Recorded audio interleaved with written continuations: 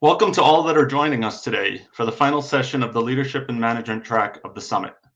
My name is Dr. Kevin Wilhelmsen. I'm the Dean for the University of Phoenix College of Business and Information Technology and the moderator for this session. We have an exciting presentation in store for you today on understanding and creating psychological safety at work. But before we start, I have the honor of introducing our three presenters to you. Each of these presenters have served in roles in diversity and inclusion within their own business or within numerous organizations, both public and private. They've also dedicated much of their work to fostering psychological safety in the workplace by implementing numerous strategies and tactics to accomplish this goal. Please join me in welcoming Dr. Julie Alexandrin, Program Chair and Associate Professor for the College of General Studies at the University of Phoenix, and co-founder for the nonprofit Scaffolding Advocacy and Inclusive Leadership Incorporated. Nicolle Doyle, Senior Manager of Inclusion and Diversity for Sunrun, the largest home solar panel company in the United States. And Markus Accord, Head of Inclusion and Diversity at Sunrun and faculty at Cornell University's Executive Masters in HR Management and eCornell's Diversity and Inclusion Certificate Program. Now I'd like to turn it over to Markus Accord. Fantastic. Thanks, Kevin. We're really excited to be here. Thank you for having us. I'll start by sharing my pronouns are he, him, and his. I identify as a cisgender heterosexual white male. I'm also a veteran. I served 21 years in the Navy and Navy Reserve. And I'm also a University of Phoenix alum, got my undergrad from University of Phoenix.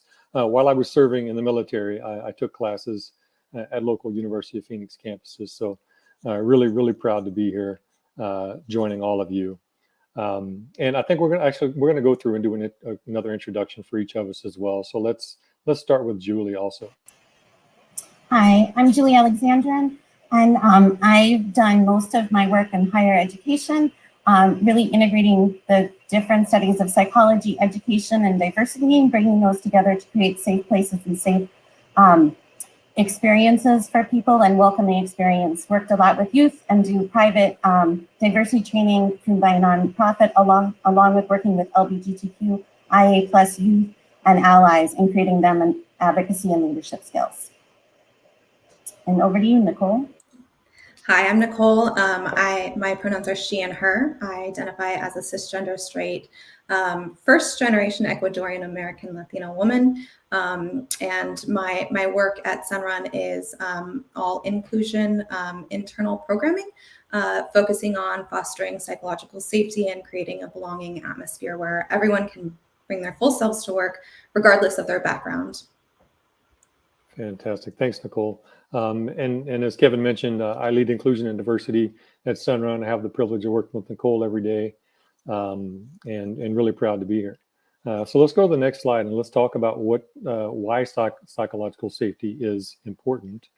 In addition to just being good humans and being good to each other, from a strictly business standpoint, it also brings better engagement. It brings more productivity if everyone knows that they can speak up, share their ideas, and not be humiliated or in some way get penalized for sharing their ideas, which may go against the mainstream. So it brings better productivity, better collaboration between the team.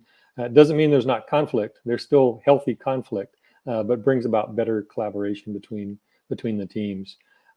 Ultimately, it leads to more innovation. You come up with better ideas when everyone feels like they can contribute their own ideas. It leads to better retention. We're seeing a lot of studies and looking at data of people leaving teams, leaving organizations because they feel like they're not in a psychologically safe space. It helps us with recruitment as well because your employees tend to share more about the company and say, hey, come join us because this is a great place to work. So all of those from a business reason are really important. And knowing that your employees and your team members are in a safe where they feel their mental health is thought of and appreciated and is important is really important to your organization. So that's why we believe psychological safety is important. So next, I'm going to hand it over to Julie.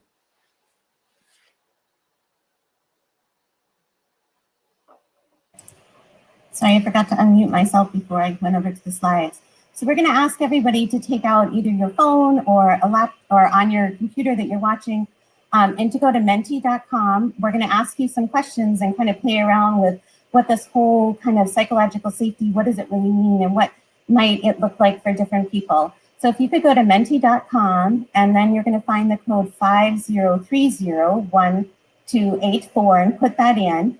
And you'll have 2 spaces to put in what makes you feel safe. And you can use about 2 or 3 words in each of them. There's a 25-character limit.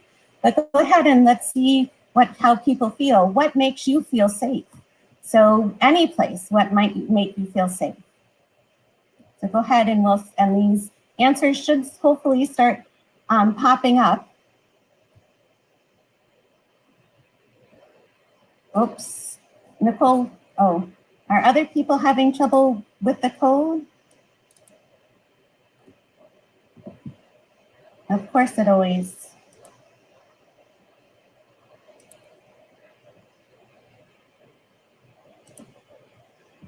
Let me just make sure.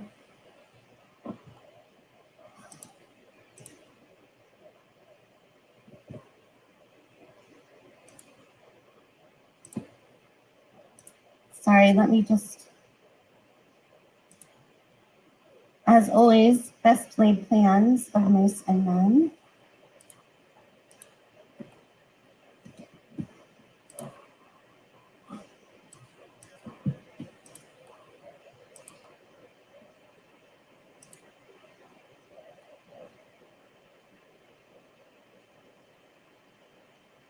And it's a new code, and that's my problem, sorry. So the new code, I guess I did this wrong, sorry.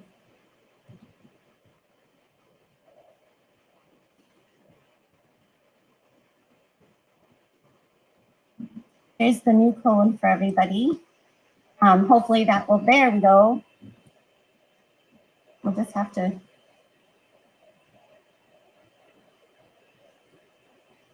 While people are playing with that one, I'm just going to go and change the codes for the O. I see my codes are wrong. While people are playing, I will change my codes and then we'll go back up to the first slide.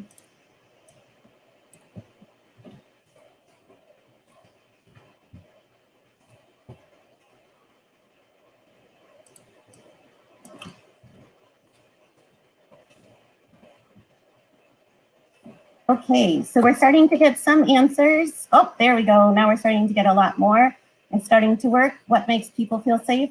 And if you look at these answers, you can see the ones that are in larger are the ones that people are saying on a more regular basis, and the smaller ones are ones that are not as used as much. And we're going to keep going here for a little bit, see what people feel safe.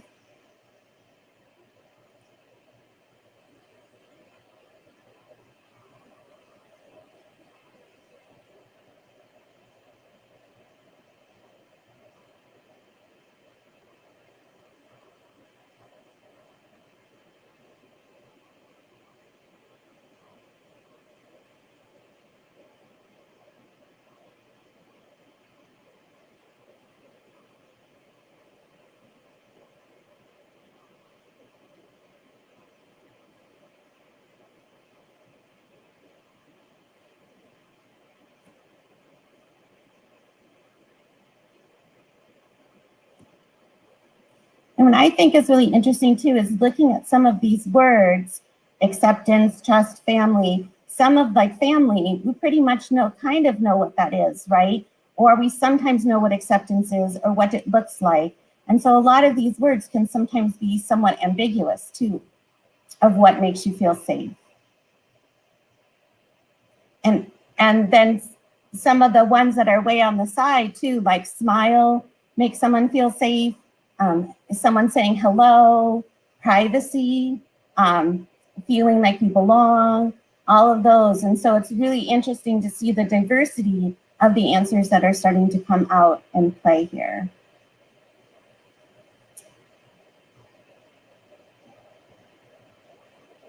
So now that we've talked about safety and that honesty, security, respect, and again, honesty and security might mean something very different for one person than it does for someone else.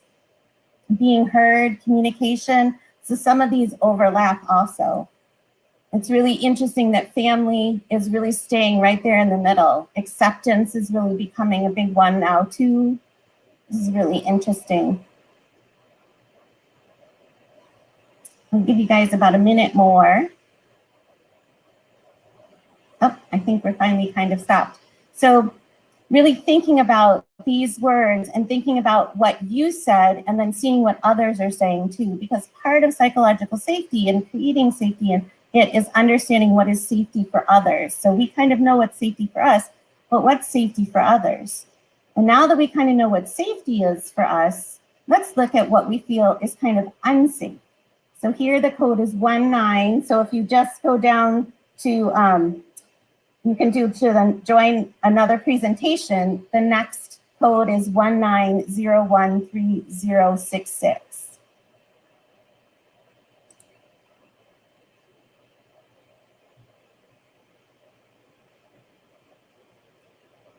We'll see if that one wants to work for us today.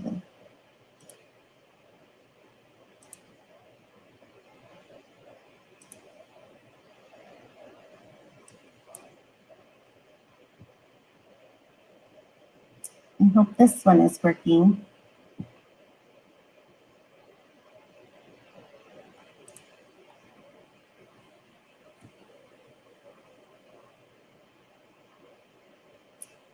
Oh, why is it saying voting is closed?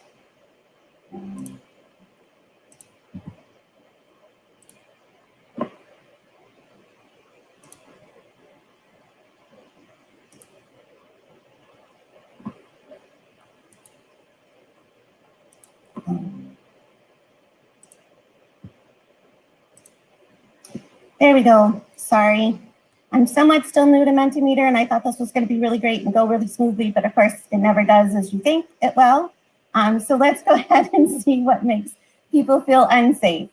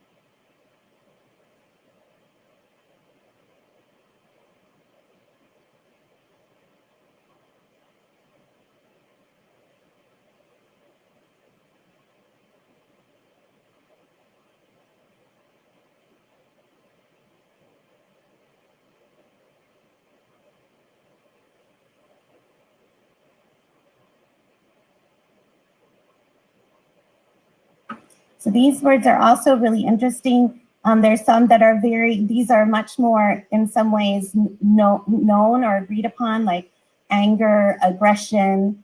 We don't have as many diversity of definitions of that as much as we did for like support and safety. Hate is also another one. And then, but it's really interesting too, because here in safety, we had family made people feel safe, but here family is coming up as one of our small words of people feeling unsafe. And so that's sometimes what makes creating psychologically safe environments really, really hard sometimes, because something that might make someone feel comfortable may make somebody else not feel comfortable. And so it's those kinds of things that we have to kind of start playing with. And also kind of what are our definitions, you know, and it's interesting too, like violence is on here. And I was gonna read a word and it flipped. And so it's interesting. And then phrases, this is the first time we've seen a phrase is, I don't see color, right? And so hearing someone say that as compared to a smile or hello, right? But hearing someone say, I don't see color can be very is definitely a microaggression and can definitely be very hard on someone. Those kinds of things, conflict. And so again, looking at those different pieces and what is outlying as compared to what's in the middle, right? So our middle are the ones that are coming up the most, and those are sometimes usually people that feel more comfortable in places, whereas the people who are more outside those smaller words are sometimes the people who don't feel as safe in as many places. Okay, so let's go to the next one. So let's hope that this one works. I will turn on the voting now that I know I have to do that. So this one is, how do you know a work environment is safe? So now we've talked about safety, we've talked about unsafe. How do I know that where I'm employed is safe for me? And this code is 27636505.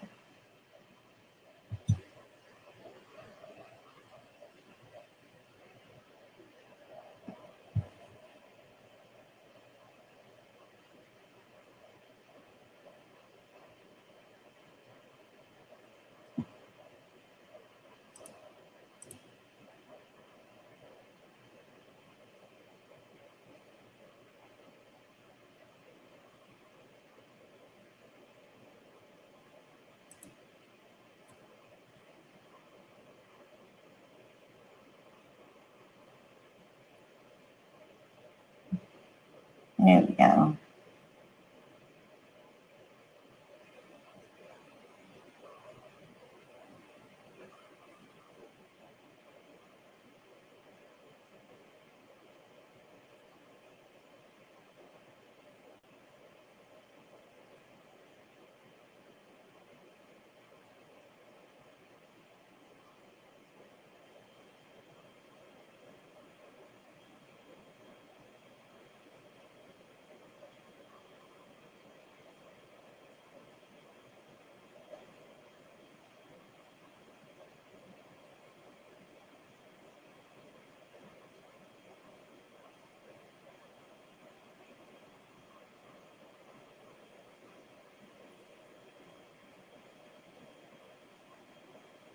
So here we're somewhat getting a mix of things that are very easily defined or pretty easily defined, like transparency and open communication, but then some that aren't as easy to find, like welcoming, respect.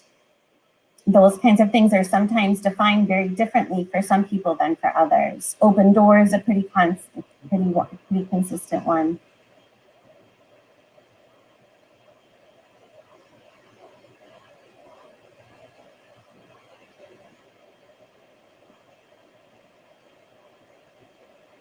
And this one is really interesting too, because if you see, we have so many more smaller words. We're not having as many words that everybody's agreeing on. So some of the really smaller ones are openness, equality, that you can't always read. In fact, I'm having somewhat trouble reading them. Trust, tenure, engagement, positive support, authentic.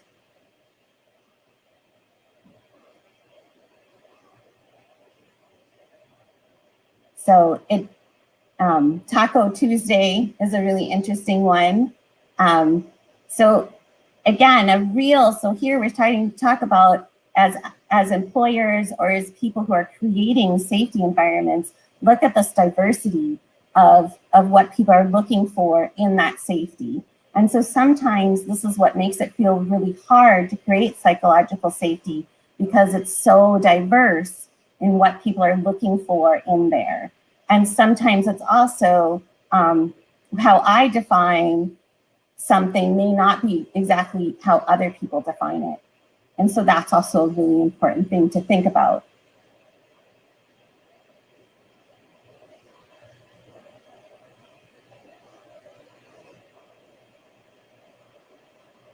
I love genuine people, right? That's a really hard one. What does that completely mean? I do love the Taco Tuesday helping, which is always wonderful. Actions. So what does actions really mean? Good driven, again, those diversity of that. So this is important as we start to talk about what really is the piece of it as we go along. And then the other piece, as Markus talked about at the beginning, is that one of the advantages to psychological safety is recruitment. So one of the last questions that we're gonna do here with Mentimeter is, how do you know an environment's safe before you start working?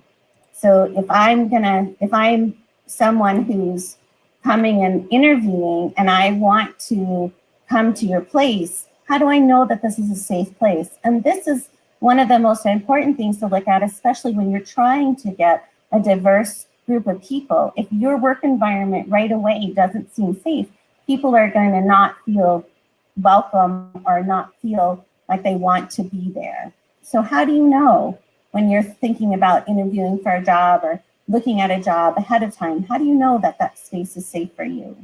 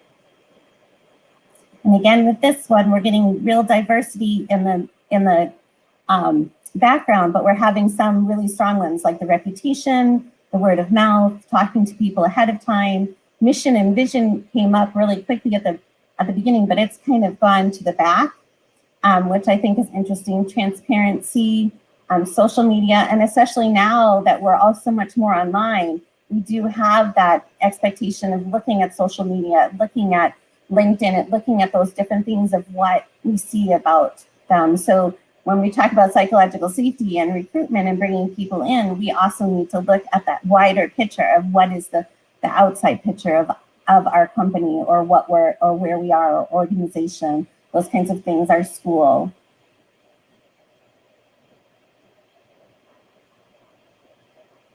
So, and some of the smaller ones, you know, are the vibe, the public brand, other employees, welcoming smiles, empathy. And again, some of these are shown very differently. Body language can be very different culturally, depending on your culture. So those kinds of things. The other thing that was up closer to the beginning is items displayed, which in my field, a lot of people talk about that, especially within LGBTQ and the queer community. We talk about, is there display of not just heterosexism being shown and just gender norms. And so again, you get into this piece of how do we do this? So we're gonna take these kinds of concepts that we've just been playing with these last 4 slides of having you kind of starting to think about what's safety and what's not safe, and to think about what makes things appear to be safe or look like a welcoming environment and really are, and how we can help and support those going forward in creating leaders and companies within that have psychological safety for the majority of the people who are there. So I'm going to hand it back over to Markus. Thanks, Julie. So next, we thought we would, what you've all shared through the Mentimeter are your own definitions of psychological safety, what it means to be in a psychologically safe space. But we thought we'd give you a condensed version here, so that when someone asks you, hey, what is psychological safety? Our next definition here, you can click the next button on the slide. Yeah, just click. There you go. So this is a standard definition. Psychological safety, being able to show oneself without fear of negative consequences of self-image, status, or career. You know, this is when we say bringing your best self to work. That's what this means, is how can you come to work, take risks, including speaking up when it may go against the majority opinion or viewpoint. And how do we as leaders create that environment where people can share those without fear of being punished or humiliated in any way. So we thought we'd share, again, this kind of a standard definition of psychological safety. And so next, Nicole's going to talk about what it means for different people. So I'm going to hand it over to Nicolle now. Thanks. So why is psychological safety experienced differently? Julie, you can click it to the next. Well, we have all kinds of different characteristics. We each have our own set of unique characteristics and lived experiences that make up who we are. So based on those experiences, potentially past trauma, and a number of other factors, we feel safe in different ways. An environment that feels safe for one person, like Julie had mentioned before, may not feel safe for another person. And that can be especially true in situations where there's a clear majority of opinion, identity, or other characteristics in a group of people where decisions are being made. So while there's no one-size-fits-all approach to supporting a psychologically safe environment for everyone, there are common barriers that we can address to help everyone feel comfortable and safe. Next slide. So what are those barriers and how can we mitigate them? Next slide. Well, here's 4 that we were able to come up with that kind of encompass a lot of areas and can affect many different people in many different ways. So first, language. If you just click it. So, you know, when you come into an organization and somebody's saying, hello, ladies and gentlemen, boys and girls, well, that can maybe not mean anything to some people, but it can really feel alienating and unsafe for people who may identify as non-binary or transgender. Other common words or phrases can hold historical context or other contexts you may not be aware of, and that can make somebody else feel unsafe. Next is items displayed. And so we saw that in some of the Mentimeter. Some of you all mentioned, you know, items being displayed can make me feel safe or unsafe. And so, for instance, you know, flags or religious decorations present in an office environment can potentially make other people feel uncomfortable if they don't belong to that identity or group. Access differences. So Julie, if you want to click. So in a post-COVID world, which we're all living in, many organizations and teams are hybrid, remote, and in office. Some people are fully remote, some people are hybrid, some people are fully in office. And so we may have teams that are sort of mixed, right? If you have a very engaged team, say in the room, while you have some people joining virtually and the room is just buzzing with ideas and, you know, good conversation, but nobody on the phone is chiming in, maybe they don't feel comfortable to chime in. Maybe they don't feel safe to do so. So these can be barriers as well. And then things that are unseen and unsaid. Sometimes these are the things that speak louder to a company's culture and safety of a workplace than the things are not explicitly said. So for example, me as a woman, if I were going into an interview in a work environment and there were no other women in that office present, that may make me feel unsafe. It would certainly make me feel uncomfortable about applying for that job.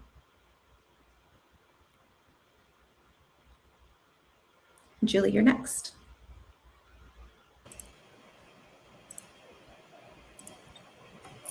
So how do we evaluate psychological safety in that place? So we've kind of looked at things that people think about that are safe. We've looked at things that are unsafe, what people are looking for in the environment and what people aren't looking for in the environment. But how do I really know, how do I evaluate that? So one thing is to really start to step outside of your comfort zone and look at the situation, the form, meaning any type, like your registration form or your application or the work area, and looking at it from other people, from other people's perspective. So what might make people feel safe or unsafe in that situation? So like with a form, does a form say, a form at an intake? Does it say, the name of the person? Does it ask for their spouse, or does it ask for wife or husband? Or with if it's for parents, is there one that says father and mother? If there's in a work area, we talked about this kind of what is displayed around. Are there pictures of a diverse group of people that are displayed, so that if someone walked into that work area, that they would feel comfortable that way? And really thinking about it from people who have different experiences and different backgrounds. So a lot of times work areas are created for safety of the majority of the people, because when we talk a lot of ways that we do a lot of things business-wise is we look at what the majority has, right? We vote the majority. It's a democratic society. And when we do that, then a lot of times we quiet down the outside people.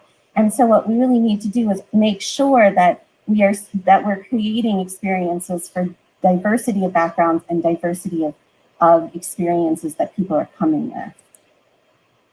And some of the ways to kind of start to evaluate this also is to really start to watch body language and the level of participation of all your employees in the meetings, in email exchanges, and in discussions of outside work. So if I'm a lesbian and I'm in a work environment where everybody's talking about their husband and wife and all heterosexual relationships, I'm probably not going to be sharing a lot about what my wife and I did over the weekend, right? And so watching those body language, what's the discussion outside of the home, outside of work?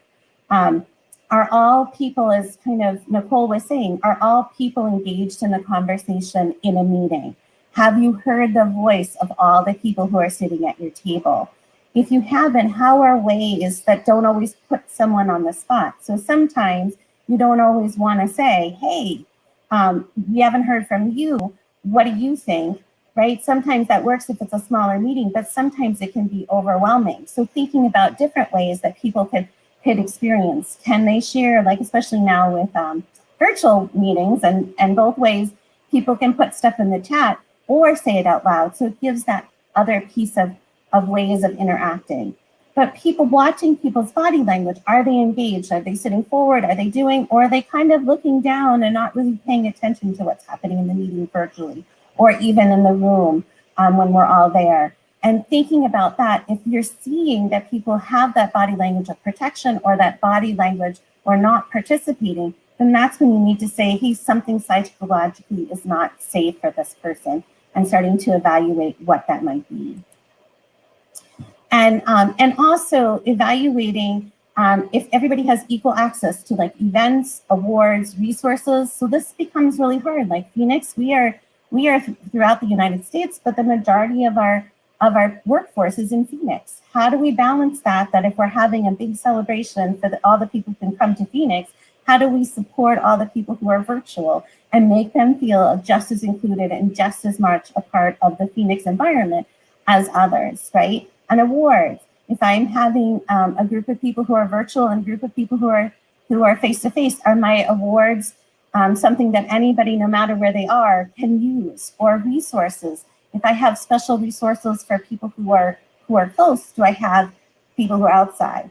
Are the resources always available for other people? So if we have like resources on a campus, but they're only open a certain amount of hours, but not all of our employees work during those hours, then that could be a problem. So really looking at that equal access to the events, to the awards, to the resources when we're planning them and when we're assessing them. And then also reflecting on the different physical needs. So food, restrooms, workstations, are these met?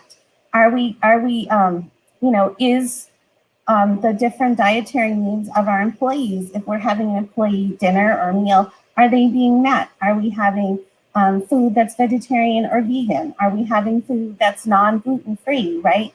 That is gluten-free. Or is it all non-gluten-free, right? So it all has gluten in it, so that we're meeting the needs of those restrooms. As we start to look at as we have transgender and gender non-binary people coming to work, how can we make sure that people who don't always feel safe with everyone in a restroom. How do they feel safe in a restroom? And how do the other group of non-binary and transgender also feel safe in the restroom? And this I bring up because it is sometimes an issue. And so like looking at, I know a lot of companies have dealt with this, that like certain floors of the building are gender neutral bathrooms for everyone, whereas other floors have male and female bathrooms. So you're meeting the needs of both groups. And workstations. Is my workstation, I have a physical disability. Is my workstation aeronomically correct for me? Is it in a situation where I'm not overhearing other people and I can have the pieces, the place that I need, the piece that I need while I'm doing my work? Those kinds of things. So making sure that we're considering those things. And sometimes these are things that not everybody always thinks about as we're doing it.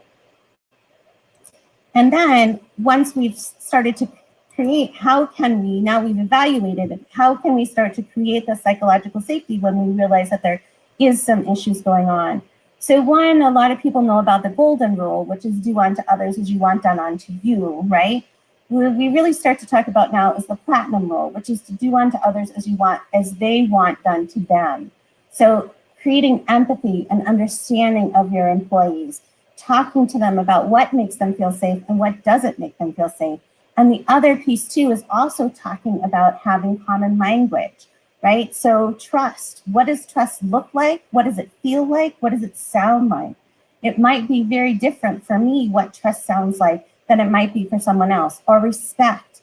And so a lot of times when I'm working with people and creating safety, we'll define respect in those ways. What does it feel like? What does it sound like? What does it look like? And so that we're not just giving this above definition, but we're looking at it really more concretely, and so that we can create something around it. Making sure that employees feel that they can express their concerns without repercussions and be involved in creating the safety. So if I'm an employee and I am not feeling safe in that, where can I turn to? Who can I turn to? Who can I tell that I'm not feeling safe in this environment? And then also a lot of times what happens too is someone will say, I'm not feeling safe in this environment, and will explain to somebody else why they're not feeling safe in that environment, but will not be part of that process to change the environment to create safety for them. And by doing that, you're again kind of assuming what that person will feel safe. By involving someone and helping to create their own safety in the environment, you empower them to feel more safe and to also freely state what makes a difference for them and what makes them feel better in that environment. And then really starting to learn about different groups and what makes them feel safe. And different groups can be ethnic, religious, all of those different kinds of things. People who raise their kids in the mainstream society, people who don't raise their kids in mainstream society, right? All of those different things create differences within us. And learning and talking to people about that piece is really, really important. And then bringing and sharing this knowledge in your work environment. So sometimes people will say, well, we don't have this type of person in our group. And it's like, well, that doesn't matter, because someday you might have that type of person in your group, right? And so creating places, even when the possibility of someone is coming in, is just as important as having that at that point. And so really looking at how you can create and understand that knowledge and learning about different groups. And you can do that by going to different types of cultural events, different types of interactions with different people. One of the assignments that I used to have in one of my diversity classes was I would tell my students to go and find an event that was happening that they would normally not go to. And a lot of times the students were like, oh my goodness, that's so hard. I feel so unsafe. And it's like, well, now you know how other people feel when they're in an environment that they don't always feel safe. So you learn that empathy a little bit more. But then a lot of times what they came back with was, oh my goodness, the commonality that I had with these group, and I didn't realize it. And because a lot of times we stress more our differences than we stress our similarities. And so taking that step, going outside of your comfort zone and experiencing those things are really important. And then educating your employees about working and supporting with people who are different than them. So diversity training, understanding that, awareness, inclusivity. What does it really mean for everyone to feel that they belong in a workplace? Having those conversations and creating that openness for conversations is really, really important when we're talking about psychological safety. And especially, I think, in this day and age where we have so much diversity in how people view things, is that to create it, it becomes even harder. And sometimes we need to agree to disagree, but we need to allow people to be fully who they are at work. And how do we do that? And that's sometimes not an easy thing to do. So we understand the psychological safety in creating it is not the easiest thing to do, but it's so, so, so important. And then understanding, as Nicolle also said, but really understanding that what is not said or included can be very hurtful. So, and this can be like if someone says a joke or a pun or sends a meme that is discriminatory towards a certain group of people, and no one objects to that, that can hurt someone even more than making sure that you have in the things up on the wall so that everybody feels included. So looking at that piece, and in fact, what they say is the non-saying, the exclusion of those pieces is almost more hurtful than having someone not speaking up or not having the right things on the wall. And I think that is mine, and I'm going to hand it back over to Markus. Fantastic. Thanks, Julie. So you heard a lot of great information from both Julie and Nicolle about why psychological safety is important. It's important also to know it's a process. We're never done. When I've heard people say, yep, our team, our organization is psychologically safe, I think maybe they don't quite get it because it's an ongoing process. It will take time to get to the point where you do feel comfortable, like, hey, I think we're in a good place. But understanding it's always changing. You're always going to have new people coming into the organization. We're all humans. And so, as things happen and evolve in people's families and the communities, in the world, that dynamic is always changing. The language we use is constantly changing.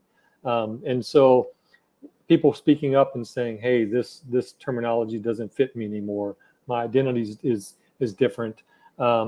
It's always changing. So it's important for us to always understand that. And so we should always be seeking out feedback. We should always be saying, hey, do you feel comfortable? Are we addressing your needs as much as we can? So understanding it is a process, it is a cycle. So we wanted to make sure we shared that. And so next we talk about what leaders' responsibilities are in creating this psychologically safe space. I think it's important for everyone to understand everyone has an active role in keeping and maintaining and building a psychologically safe space. We all have a responsibility, but the leader is ultimately the one who sets the tone. They set the expectations for the organization, for the team. And so for each of you who are in leadership roles, whether it's direct or indirect, it's to understand what your responsibility is. So next we're going to talk about some setting the norms, starting the meeting with, hey, these are the expectations I have today. I'm hoping that we're going to hear from different perspectives and ideas. We're going to create space for people who don't automatically jump in. I think we've all been in those meetings where it seems like the loudest voice wins.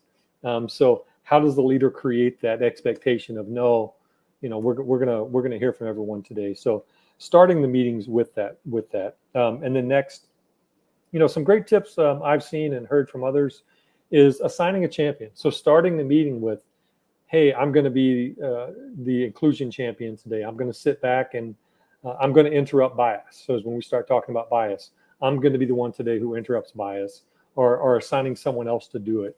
You learn pretty quickly how it doesn't take long, and suddenly the next couple of meetings, people are jumping in. They're listening for those things, and so suddenly you've got many bias interrupters in the room who are making sure it is a psychologically safe space for everyone. But starting out by, let's assign someone to do that, and often that might be you as the leader. Let's go on to the next one, Julie. And so also understanding, you've heard Julie and Nicolle both say it, having some empathy, understanding people are going to make mistakes. People are going to say the wrong thing. because we all do come from different backgrounds, different experiences. You think, hey, I thought this was okay to say, and then you realize it's not, or it may not be. So making sure you provide that space for empathy. There's a quote from Dr. Michaela Brown, who I've had the privilege of working with. She says, "You can't impact who you insult." And so there are those times in meetings where someone says something, and in your mind, it's really ignorant. It's really, I can't believe this person said that.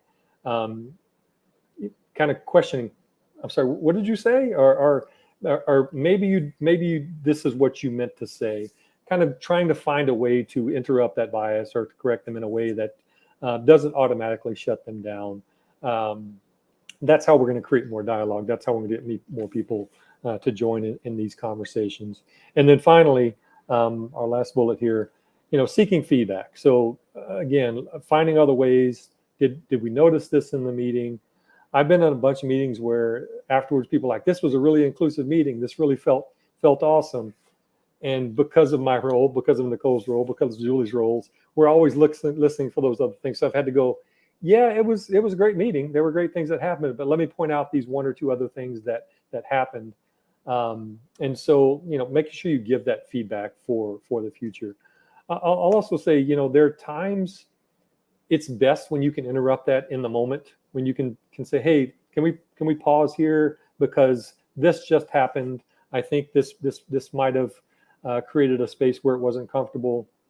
There are also times when maybe you do hold on to it for after the meeting and talk to that person one-on-one, but make sure if you do it, you don't do it in the moment, you do it after the meeting. The next time you get that group together or something, you say, hey, I want to bring up, and without mentioning the person, this happened in the last meeting. This was the situation. We want to make sure everyone's aware of this, and we'd like to try to be more inclusive going forward. So just want to make sure we share those. So, and then last, before we get into questions, Nicole's going to wrap up some different ways to create that space. Yeah, so we just wanted to recap here. Psychological safety is really what it is giving a voice and equity to everyone, but especially minority and marginalized populations who may not always feel safe in work environments. And so just to kind of give you all some quick tools to take on your way. Number one, we do not prioritize anything unless it is a priority. So we can't really just have something not be a priority and hope that it gets done. So we highly recommend that, if you want to create psychologically safe spaces, it has to be a priority and it has to be explicitly stated. What Markus talked about earlier, with the manager's responsibility, but really it is also everyone's responsibility to contribute to a psychologically safe environment. If you don't have somebody who is on board with this idea and wanting to make others feel safe, it's probably not going to happen. And so everybody needs to be bought into this, establishing team norms, like Markus said, this can be a really, really powerful tool, and it can really help set the team up for success in the long run. So by establishing team norms, you can set the standard for what we accept and what we don't accept, and really cut out some of the questioning of, how can, is this safe to say? Can I say it like this? Once you have those team norms, people really understand what's expected of them, and they're bought in. They're ready to create that psychologically safe space as well. Create space for new ideas. So this is one of the telltale signs that you're going to understand if you have a safe place or not. Are new ideas being created? Are people who don't speak up very often able to speak up and have a voice and express their opinions and ideas, and maybe even with some healthy engagement as well. So I forget who mentioned it, I think it was you, Markus, but a psychologically safe space does not mean you're free of arguments. It kind of means the opposite. It means you are having very healthy discussions and engagement around a topic, but you're all solution oriented and wanting to go to the same goal all together. So there is going to be conflict, probably task conflict rather than interpersonal, but that's what you want so that you can get those good ideas. You can get people to bring their full selves to work. So these are some of the tips that we have, and we'll open it up to Q&A to hear what you all think.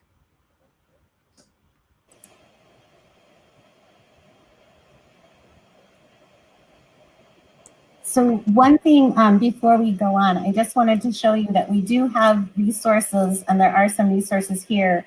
And we can, the PowerPoint should be available to everyone, and so you can find those at the end of our session. So we'll go to this first question. What is the best way that I can recommend some companies to connect and use this tool, the instant survey that we used today? So this is Mentimeter is the one that I use today. Mentimeter does cost, but you can get, for a business, I think it's about 300 something a year. And the advantage is that you can embed it in PowerPoint, and hopefully you'll do it a little bit better than I did today. But you can also use Kahoot, which is free, also allows you to do this. So look around, there's lots of different tools out there to use and to do these kinds of word clouds. But I love the word clouds, especially when doing diversity work, because it really does show the diversity, and it also shows sometimes the agreement around some and then the diversity without it. So it's a really good tool for people to understand the needs of different people. And someone else want to take this one?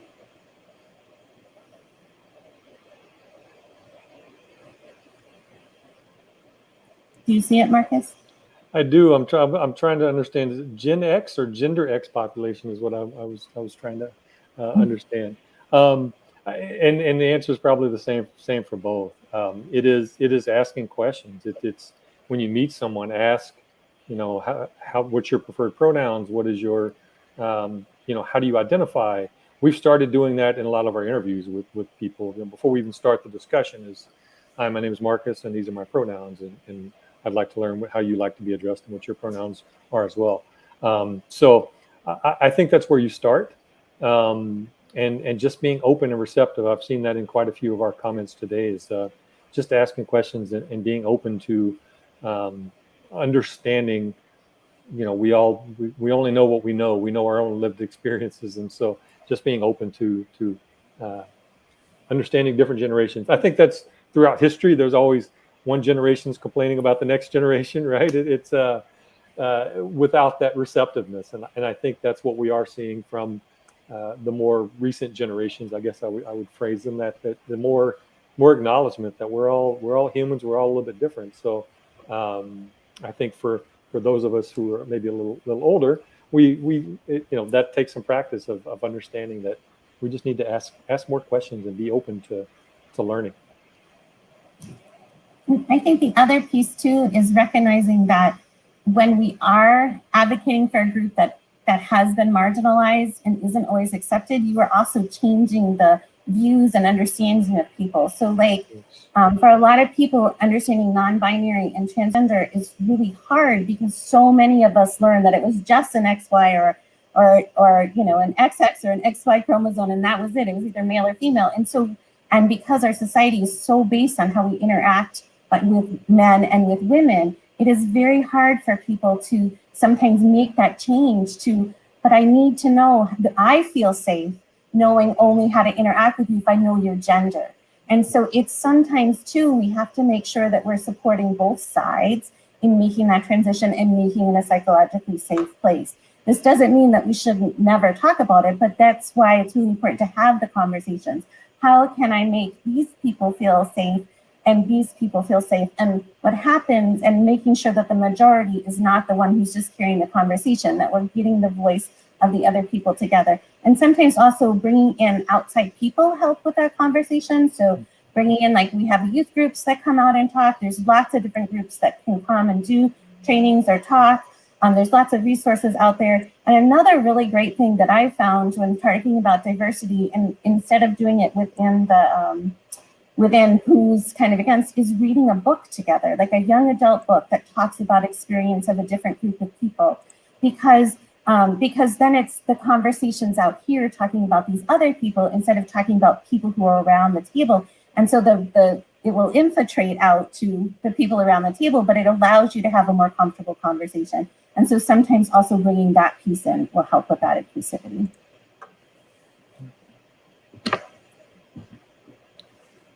And I'm not sure I understand this next question either, so I don't know if Julie or Nicole made authority and employee. So like the leadership feels that it should be some way and the employee is feeling unsafe, I'm thinking. You know, I have something to offer here. I don't know if it's going to answer your question, but you know, I work for a solar utility service. That's what my company does. So we have people who go into people's homes, right? And that can make some people feel very uncomfortable, right? You know, you go into somebody else's home of a different culture than you. Maybe there's different social norms, social cues that you're you know, not very comfortable with. And so, you know, I can see an instance where, you know, somebody may feel uncomfortable going into a person's home, but the authority, right, is well, that's your job. So we need you to do that, right? So how might you be able to deal with this? Well, is there an option for them to bring somebody else along with them? Is there an option for it to be a virtual, you know, meeting? Is that an option? Is it an option to, you know, during COVID, what we did was, you know, we still needed to go to people's homes because that's where the solar is going to be, and we need to like look at it and chat with people. So we were doing consultations outside of the home to make people feel better. And so are there other ways that you can approach the situation that can still meet the business need, but make people feel comfortable? Hopefully that helped.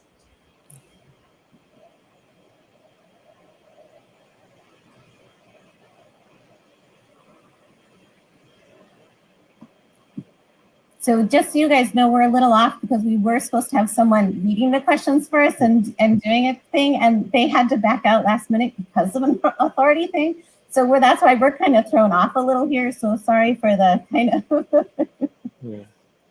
And I don't mind reading the questions either. So that we can but I mean, we're just, yeah, that's why we're a little. Yeah. So with, yeah, I'll read this one, and I think I have a somewhat of an answer there. With the nature of work changing, how do we engage in equity, no bias in the virtual world? This has been really, really interesting. For quite a while, many of us working in the space have been advocating for expanding the workplace outside of Silicon Valley, which is where I was before, which isn't terribly diverse, it was also a place, and I apologize for those of you in the Bay Area, but we heard a lot of women leaving a lot of parents leaving the area because they're like, I can't afford childcare if I stay in the Bay Area, and so they would leave the area. And so now going to this virtual work environment, you know, we're like, hey, jobs can be anywhere. You can do this anywhere. But we're also hearing from employees who are saying my work is now valued much more because people aren't as focused on my gestures or how loud I am or how close we are in proximity, and they're valuing me for my work and all of these other attributes. It's really, really fascinating. So as the time, you know, we're talking about reopening offices now, our corporate offices anyway. A lot of people are like, no, I don't. I don't want to do that. So it's leveling the playing field in many ways. It's reducing some of the bias, and we still virtually there's still a lot of bias, and still, you know, the perception of someone who has kids running around the background and pets versus who doesn't, and you know, that bias perception that we've still got to work to overcome. And you know, people embarrassed of their background in their homes. So there's all these things that we're trying to think about and address. So yeah, it's an interesting world we're living in, because, you know, do we go back to the office or do we not? And I think Nicolle mentioned earlier the meeting spaces when you're doing a hybrid, and you know, it's going to be interesting to see, you know, do people get more promotions because they're in the office and they're building those bonds versus people who aren't in an office? And I don't know that I'm giving an answer to it, other than I think it's on all of us to ask these questions and try to remove those barriers and biases that are there. I'm going to take a step back too and just talk a little bit about bias. So like, there's no way to completely eliminate bias. It is part of the way that we are, the way that we're formal, you know, our experiences and our backgrounds, but it is also the way our brain functions. And with looking at cognitive schemas and all of those, that we create and categorize people just because we can't keep them all separate in our brains. And that's what really starts our biases and starts our judgments and our stereotypes of people, is that. But not only are these boxes of how we put people, those boxes are also how we expect to interact with people. And so that's why they're so hard to change. And that's why it's so important to be aware of that. And so diversity training to create really safe environments is really understanding implicit and social biases and how so much of that is so integrated into what we do without us even realizing it. If people haven't gone to the Harvard implicit bias test, those are the great place to start, and really looking at how much that connection, that we're doing things or saying things or not thinking about things because it's just so automatic, or we've seen it so many times that we just kind of keep going along the way without stopping and looking at where we are. So I just want to point that out, that people say, oh, I'm never going to have bias or those kinds of things, but it's definitely, so yeah. And so with Herman's, like the role of one action, it's definitely a lot of pieces to create psychological safety is for everyone to look at their biases and to understand their biases, because our biases also really play into not only stereotypes and misunderstanding of people, but it also plays into those microaggressions, into those really uncomfortable feelings.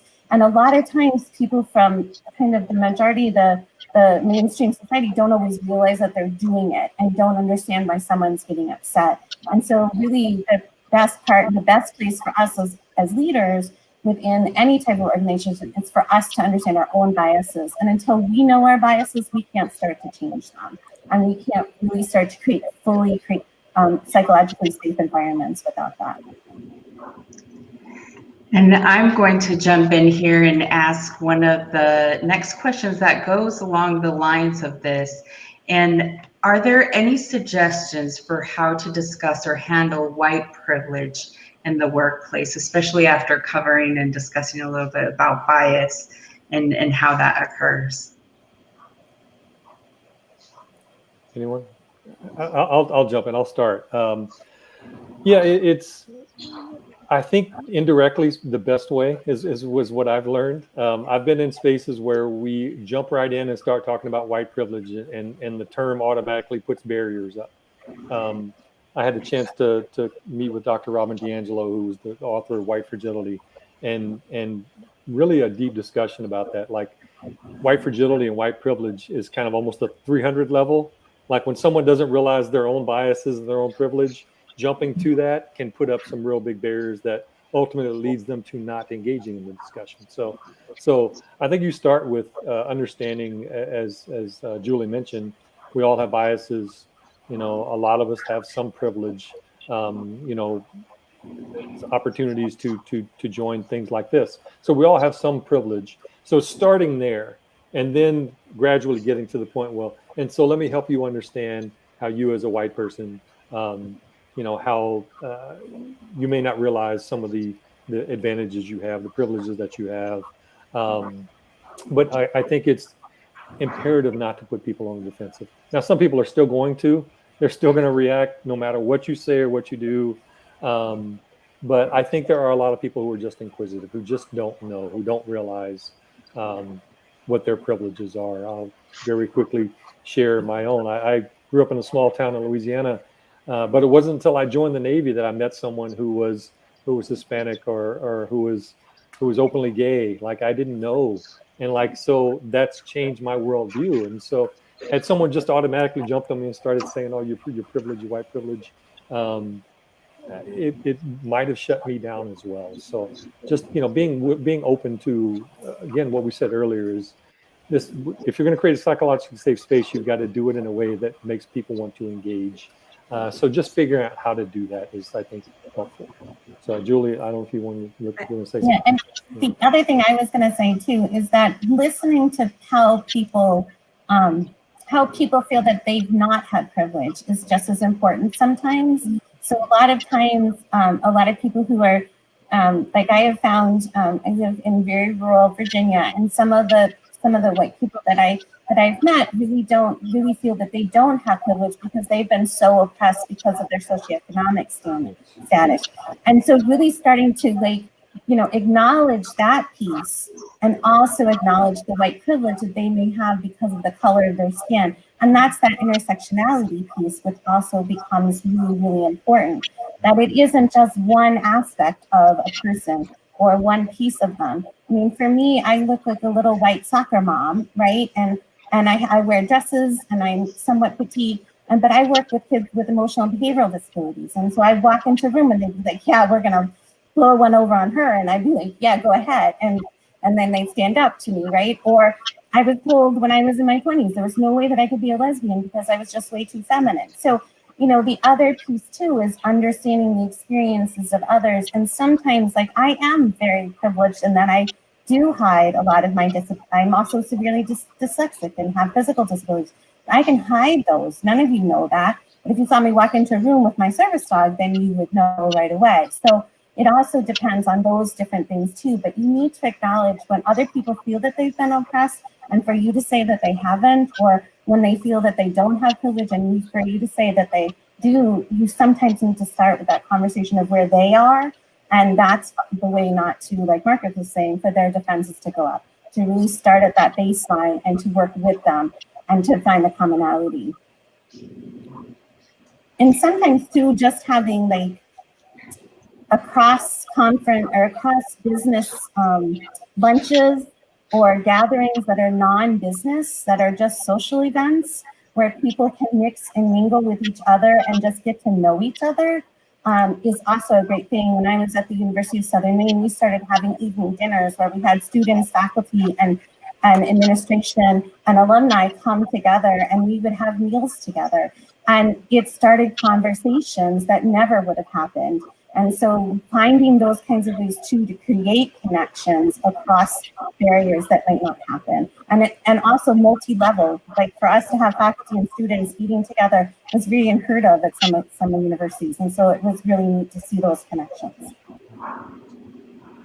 Yeah, and as you can see here, there's a question definitely with that you already started to answer about creating safe spaces and what that can look like. And I have to say, Markus, your points about creating that space and making sure that you're not addressing and building on a wall of defensiveness, but it's also creating that space where there can be an exploration of personal awareness and identifying one's position in this community and the various identities and dimensions of self. So that's so important. But let's address this question.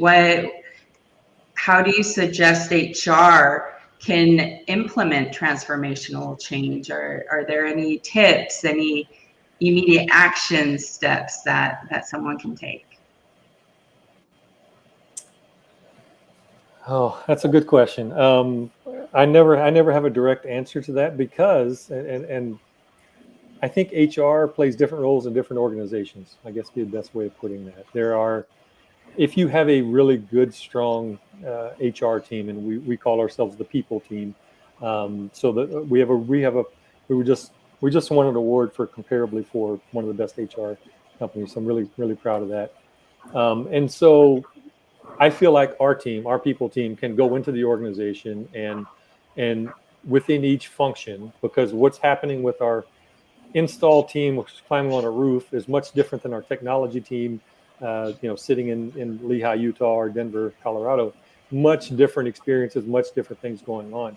But I feel really good about our team being able to go in each of those functions and teams, working with those leaders, because let's be clear, it's the leaders of the functions who drive the culture.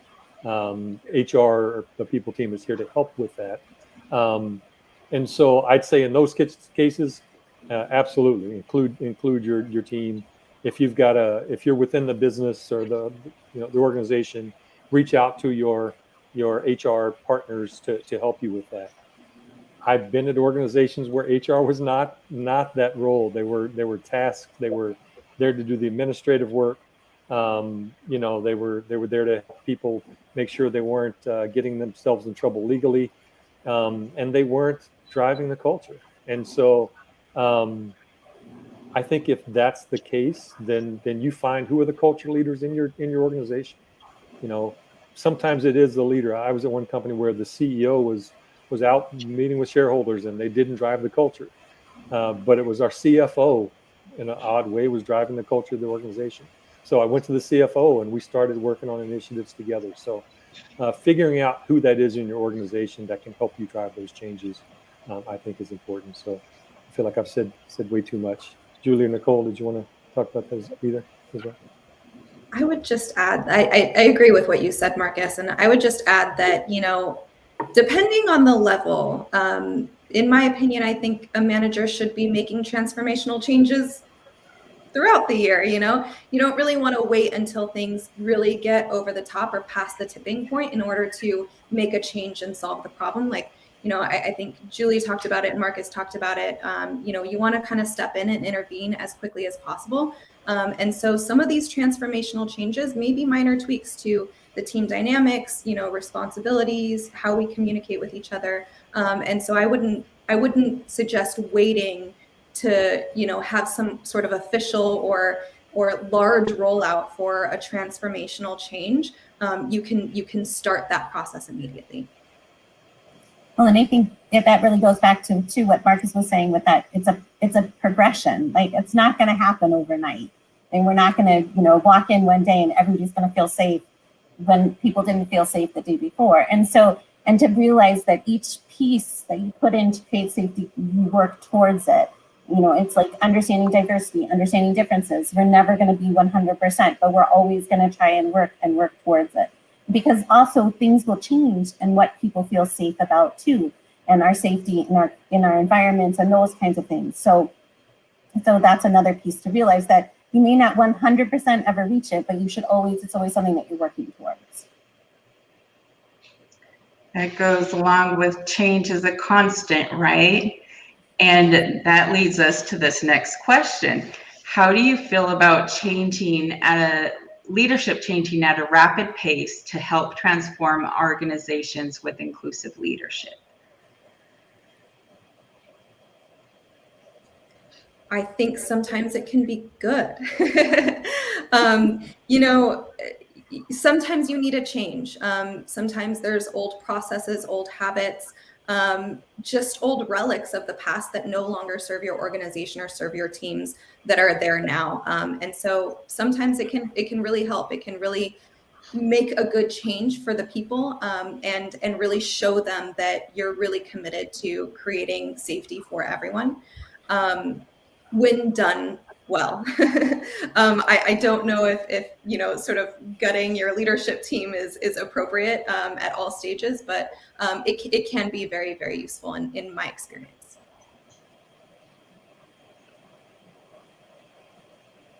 Julie, Marcus, do you have anything to add? No, I think you covered it. Perfect. So let me bring up this next question. So speaking of HR versus people teams, while most companies seem to use them interchangeably, they actually tend to serve very different purposes. As an employee, what are some ways to begin conversations with leadership to bring light to the creation of a people team that is more focused on creating psychological safety at work and life missions, as opposed to a traditional HR team that is historically more focused on hiring, firing, and protecting the business? That's a great question. I don't mind starting this one off, and then about that, taking it onto whoever else wants to take it. But, you know, I've been in inclusion and diversity for the last about 2 years now, but I've been with my company for 8.5 years. So I've had the privilege of seeing all different kinds of pieces of the organization. And what I found to be very helpful, especially in situations like this, is speak to the business aspect of it. There's plenty of literature that you can just start Google searching, you know, business benefits of creating psychologically safe spaces. And, you know, really what it's going to do is it's going to increase the production of the company. It's going to create better ideas. You're going to get more production and better work out of people if you start to focus on this. And I think that for an HR team who is worried about, more the business processes and the financial costs and whatnot, hiring and firing, that should be on their priority.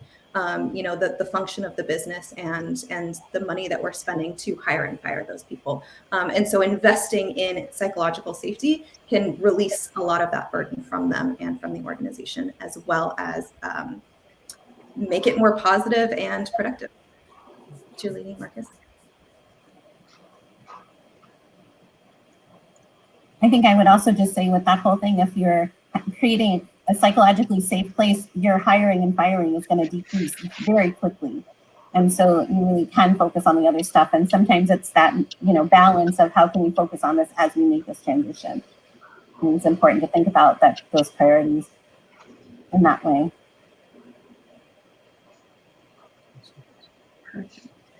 So with that, how do you deal with a situation where the feeling of unsafe by an employee is rooted in a complete misunderstanding of the organizational objectives? That's an interesting question. I think it goes back to what Nicolle was talking about earlier about us going into people's homes. I had a similar thing. I previously was at Best Buy where I led the D&I team there, and it was similar with our Geek Squad and home theater, going to people's homes.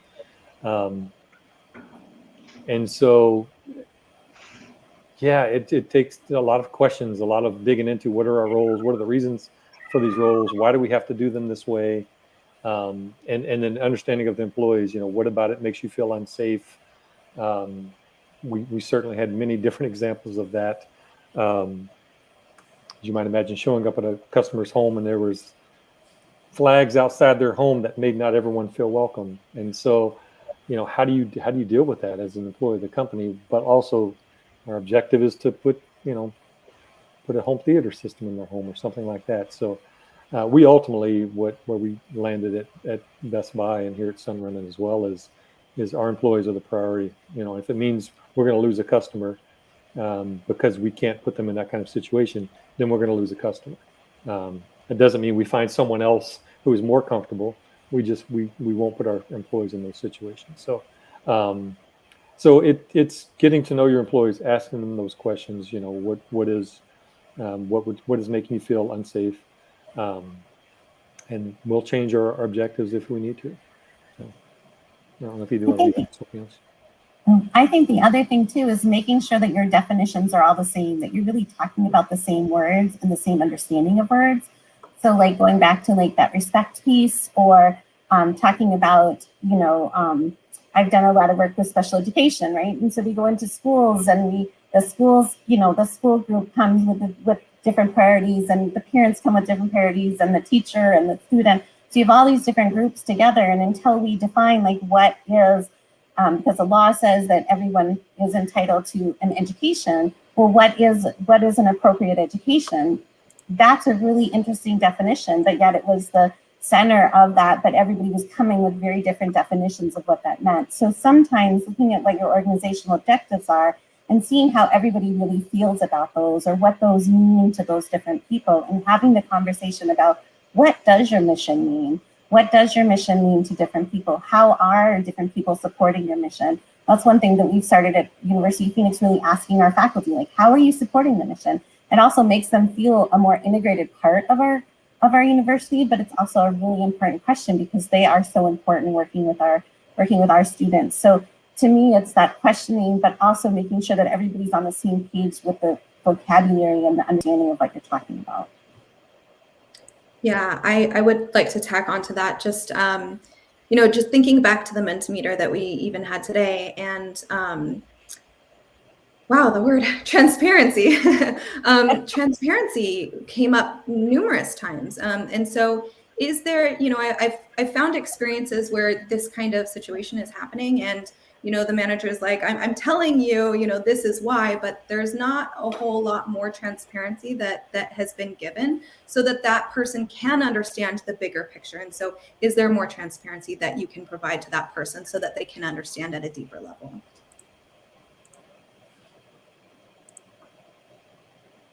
We have time maybe for a couple more questions came in. So if that's okay, we can do these last two questions and wrap it up. So if your company is creating a division with their own HR department, what's your advice on helping it stand out from the other HR departments within that multi-matrixed environment?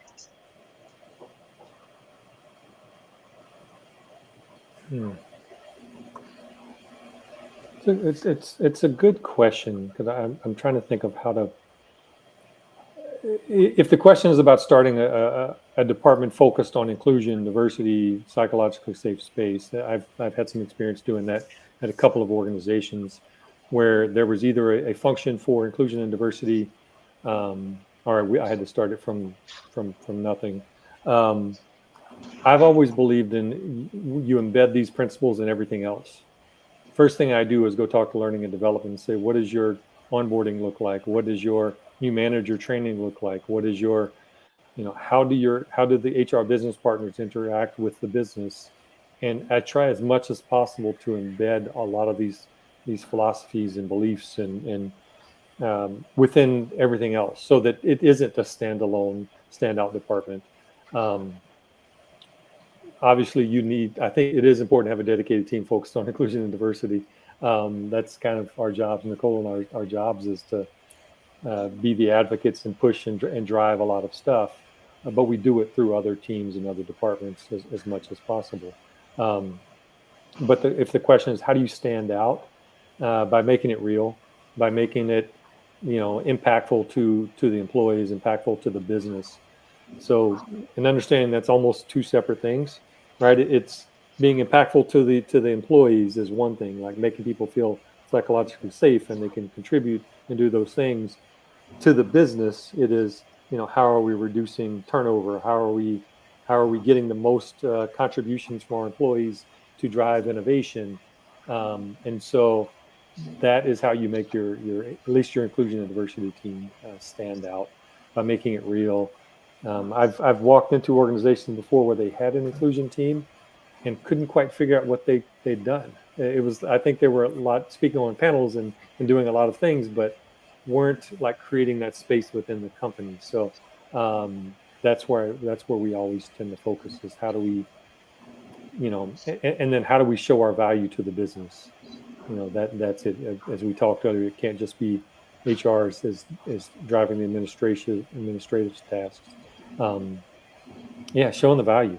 And so I'll start real quickly. I feel like I'm talking a lot, but when I come into an organization, I think there's this tendency to want to push this big strategy out there and focus on numbers and metrics, and that is all very important.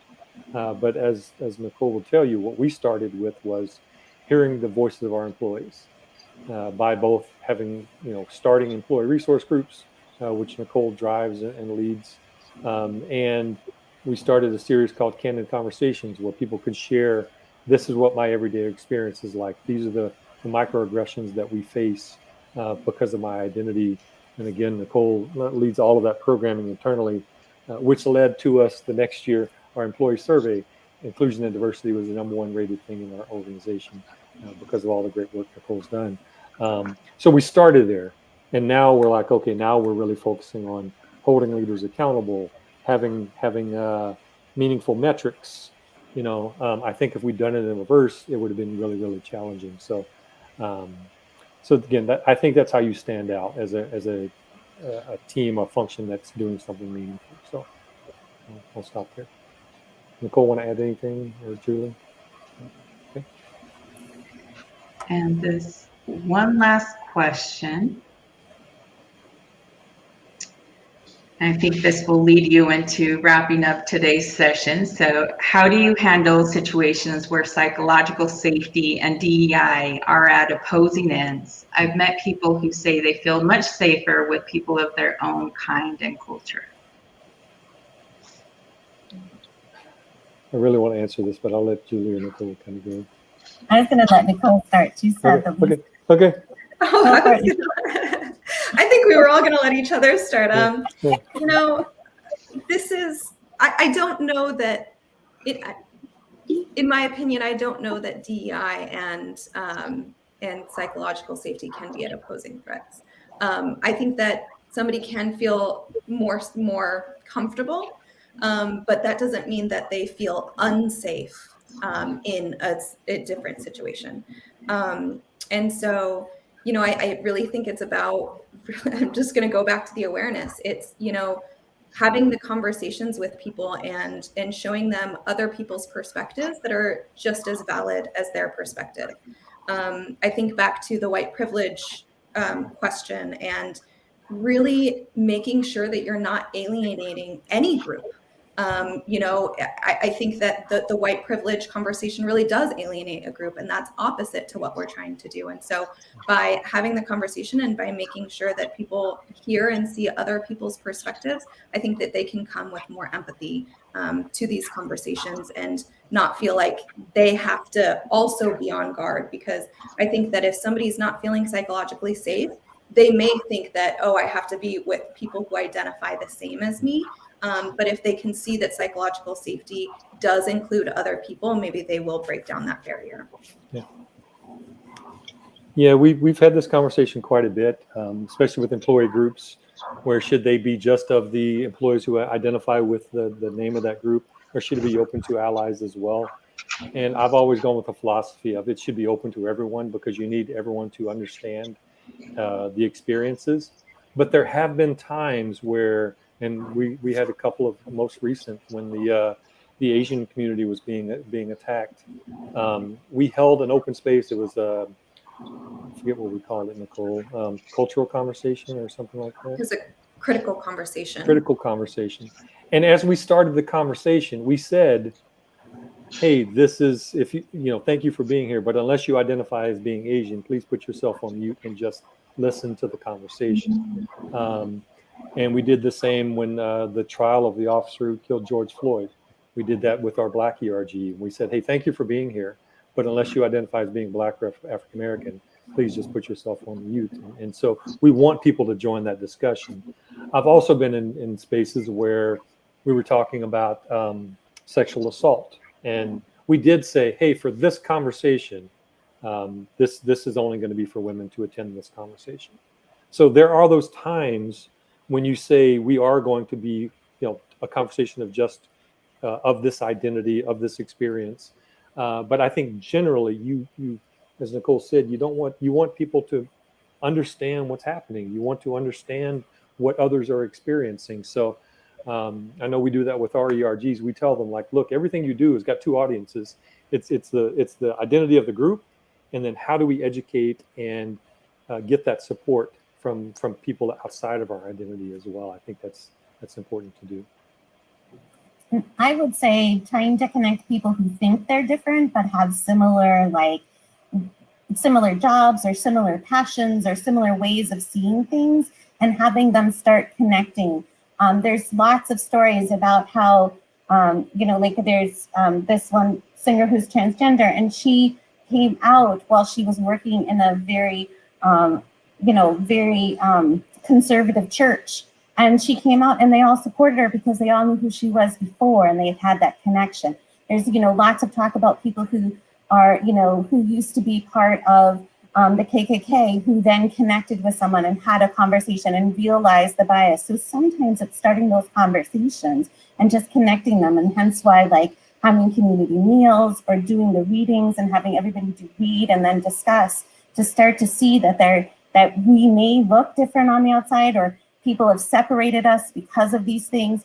And to also understand that sometimes too, it's what they've been taught. So we worked a lot with adults who who were imprisoned, and a lot of them came with very strong macho women have to be treated this way, because that was the way that they survived in their community.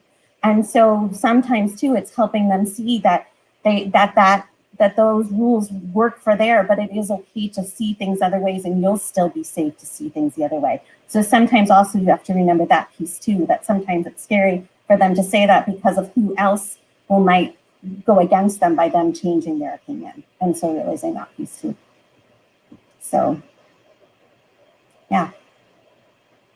But we're just about out of time, so I just want to say thank you. This has been a great experience. Nicolle, Markus, and I didn't know each other at all before we started planning this presentation, and I've just so enjoyed working with them. I don't usually work with business leaders as much, so it's been a really great experience for me coming at it from the more psychological and educational field. So thank you guys, and if you have questions or anything like that, all of our bios are up and all of our contact information is up, so feel free to reach out and connect with us. And here are the resources that we suggest. There's just 3 of them, but. Thank you to such a phenomenal panel. Thank you for your authentic and vulnerable and transparent just insight and expertise that you've shared with the audience. It was amazing, and I've learned so much just by being here. So thank you, and thank you to the audience.